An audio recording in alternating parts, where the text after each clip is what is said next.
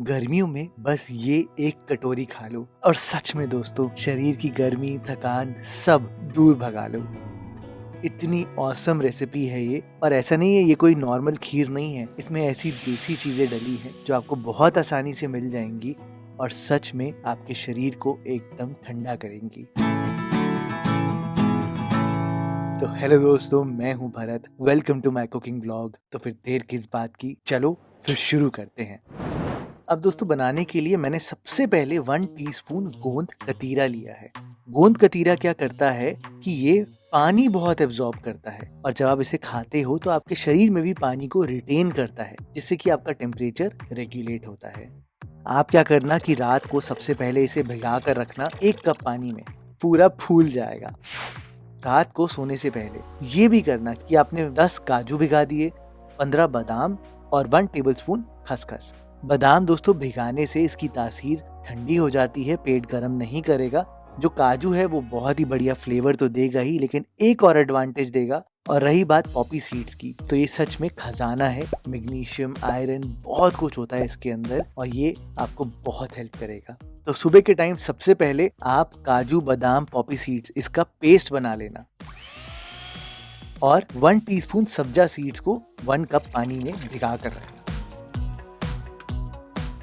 अब कढ़ाई में सबसे पहले डालना थोड़ा सा घी और 1 कप मखानों को रोस्ट कर देना। हमें क्या करना है कि हमें ये जो डेजर्ट है इसको हेवी नहीं बनाना, हमें इसको लाइट बनाना है।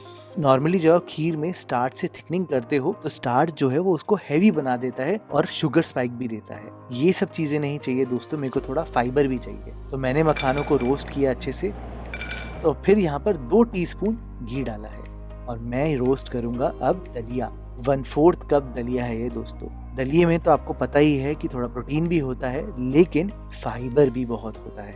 गर्मियों में ये आपका पेट तो अच्छे से भर के रखेगा, लेकिन इस रेसिपी में इसका टेस्ट एकदम अमेजिंग आता है। इसको पकाने का तरीका बहुत सिंपल है। आप मीडियम फ्लेम पर दलिये को रोस्ट करना। आप घी को बहुत गर्म मत होने देना, नॉर्मल रखना और फिर यहाँ पर दलिये को डालना।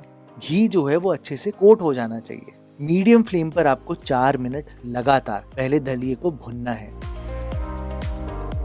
आप खुद ही देखना इसका कलर बदलने लग जाएगा। इस स्टेज तक आपने भुनना है। अब जब ये रोस्ट हो जाए तो आप यहाँ पर 1 लीटर फुल क्रीम दूध डालना। खीर बनानी है तो फुल क्रीम ही सजेस्ट करूंगा, बाकी आप लो फैट वाले दूध को भी यूज कर सकते हो।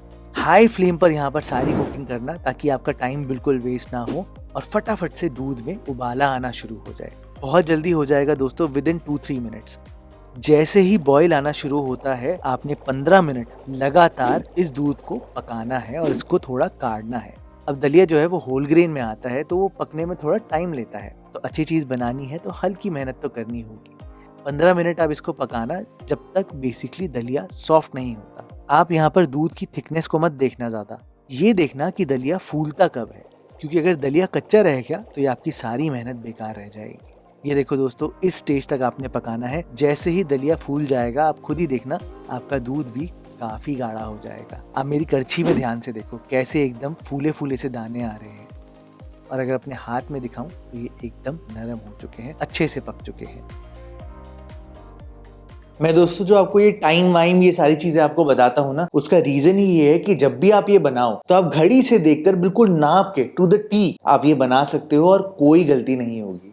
आप देखो दूध का रिडक्शन भी यहाँ पर कितना हुआ है। बिफोर आफ्टर में तो आपको बहुत आराम से दिख जाएगा। इस स्टेज पर आपने वो जो काजू, बादाम, खसखस का जो पेस्ट है उसे डालना है। इसको भी आपने 5 मिनट जरूर पकाना है, क्योंकि अगर ये हल्का सा कच्चा रह गया ना तो इसके एक अलग सा टोन आ जाती है। नटीनेस को बढ़ाने के लिए, अच्छे फ्लेवर्स लाने के लिए इसको भुनना बहुत जरूरी है ताकि ये ओवर पावर बिल्कुल ना करे। और काजू, बादाम ये डालने से इसमें एक बहुत ही अमेजिंग थिकनेस आ जाएगी। कोई चावल के स्टार्च, अरारोट, इन सब चीज़ों की ज़रूरत नहीं है दोस्तों। इतना स्टार्च आपके पैनक्रियाज को इफेक्ट करता है और ग्लूकोज स्पाइक भी देता है। खैर, अब आपकी खीर लगभग पूरी पक चुकी है, तो लास्ट की चीज़ डालनी है जिसकी तासीर ठंडी होती है। मैंने यहाँ पर आधा कप धागे वाली मिश्री का यूज़ किया है। 90 ग्राम से डायरेक्टली मत डाल देना, इसको हल्का सा क्रश करके डालना। और हाँ, अगर धागा आपको दिखे तो ज़रूर उसको निकाल देना। मिश्री डालकर आपको इसको बहुत देर पकाने की ज़रूरत नहीं है। बेसिकली जब तक ये डिज़ोल्व नहीं होता तब तक आप पकाना। थिकनेस तो ऑलरेडी बहुत आ चुकी है और दलिया भी हमारा पूरा पक चुका है। तो इसको थोड़ी देर पकाना, लगभग 2 से 3 मिनट। इस टाइम पर मैं तो कहता हूँ मखाने भी डाल देना और इनको 2-3 मिनट आराम से पकने देना। ये देखो दोस्तों, क्या अमेजिंग लग रही है ना खीर।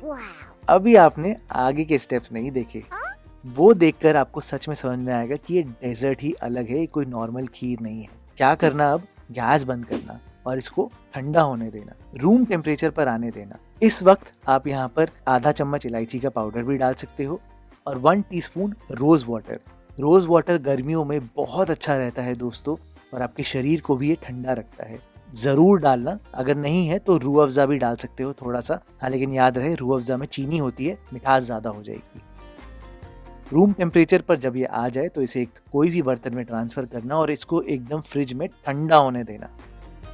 1-2 घंटे आप रखोगे, एकदम चिल हो जाएगा। अगर मैं आपको सबसे पहले दिखाऊं तो मैं आपको गोंद कतीरा दिखाता हूँ। ये देखो, क्या बढ़िया तरीके से सारा पानी पी चुका है। आप सोच रहे होगे खाने में कैसा लगता है, ये बिल्कुल फलूदे की तरह लगता है, बिल्कुल। हाँ, लेकिन याद रखना, इसको भिगाने के बाद धोना जरूर थोड़ा सा, क्योंकि इसमें थोड़ी थोड़ी गंदगी रह जाती है। अब सर्व करते टाइम ही आप क्या करना कि सारी खीर डालना, इसी में ही गोंद कतीरे को ट्रांसफर करना जितना आप डालना चाहते हो। याद रहे ये ब्लैंड होता है, इसलिए मैंने चीनी की क्वांटिटी हल्की ज्यादा रखी है। ये पानी भी ऐड करेगा और हल्का सा थिन आउट भी करेगा आपकी खीर को। इसके साथ साथ आप सब्जा डालना, सारी चीजों को मिलाना और फिर मुझे खाकर बताना। ये वीडियो वर्थ लाइकिंग हो जाएगी और सच में दोस्तों, आपने ऐसी खीर खाई नहीं होगी। ये खाने में बिल्कुल ऐसा लगता है जैसे कि आप मलाई कुल्फी के साथ फलूदा खा रहे हो। It's an awesome Indian dessert, मेरे बच्चों का फेवरेट है और आपका भी हो जाएगा जब आप घर पर बनाओगे। जरूर बनाकर देखना और मुझे जरूर बताना कमेंट सेक्शन में।